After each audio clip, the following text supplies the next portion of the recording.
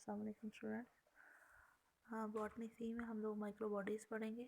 ठीक है, micro bodies जो है वो any of 3 distinct classes, peroxisomes, glyoxysomes और माइक्रोपेरोक्सिसोम्स साइटोप्लाज्मिक ऑर्गेनेलिस की हैं, जिनके गिर्द सिंगल मेम्ब्रेन होती है। ठीक है, डबल मेम्ब्रेन बाउंड ये नहीं organelles, single membrane bound organelles होती हैं ये।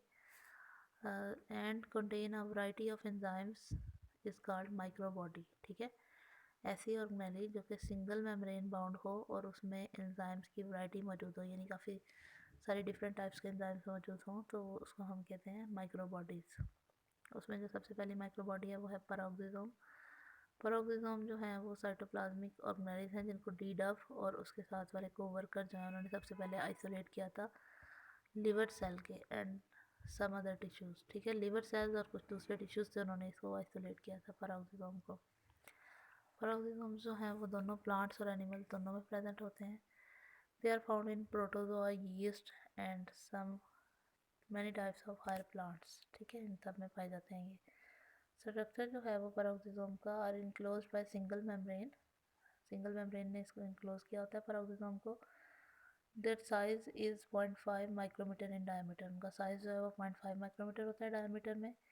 इन mammalian tissues peroxisomes form an extensive reticulate. Mammalian tissue जो है उसमें ये नेट बनाते हैं, एक जाल सा बनाते हैं सेल के अंदर। They contain more than 50 enzymes.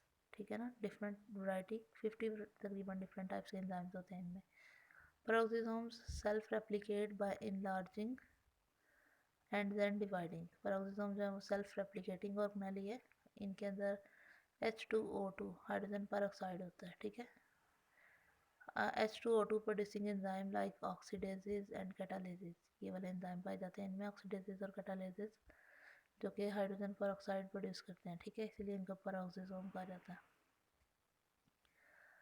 They also contain some oxidative enzymes like peroxidase, catalase, glycolic acid oxidase and some other enzymes. Proteins are selectively imported into peroxisomes. Peroxisomes contain no DNA or ribosome.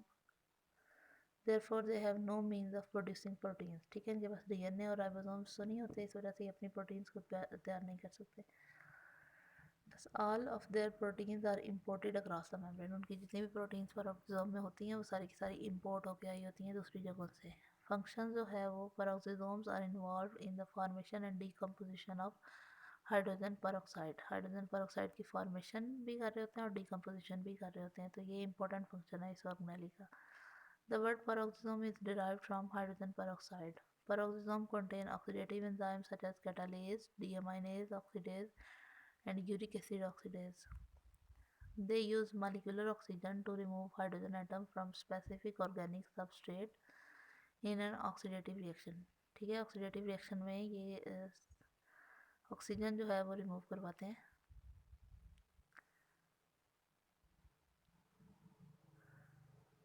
Oxygen use करते हैं hydrogen को remove करवाने के लिए। ठीक है, it produces hydrogen peroxide.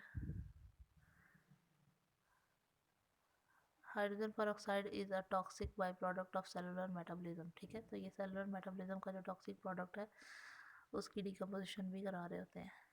Catalase uses this hydrogen peroxide in peroxisome to oxidise other substrate like phenols, formic acid, formaldehyde and alcohol. इन सबको भी डिकम्पोज करने के लिए यूज़ किया जा रहा होता है।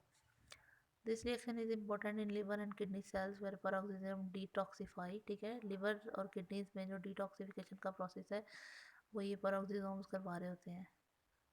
Various toxic substances that enter in blood. In addition, when excess H2O2 accumulates in the cell, catalase converts it into water through this reaction। ठीक है, ये नीचे वाला रिएक्शन जिसमें H2O2 में से ऑक्सीजन को रिमूव करवा के वाटर में कन्वर्ट किया जा रहा है, तो ये भी कैटालेज एंजाइम करवा रहा होता है जो कि पेरोक्सिसोम में प्रेजेंट होता है।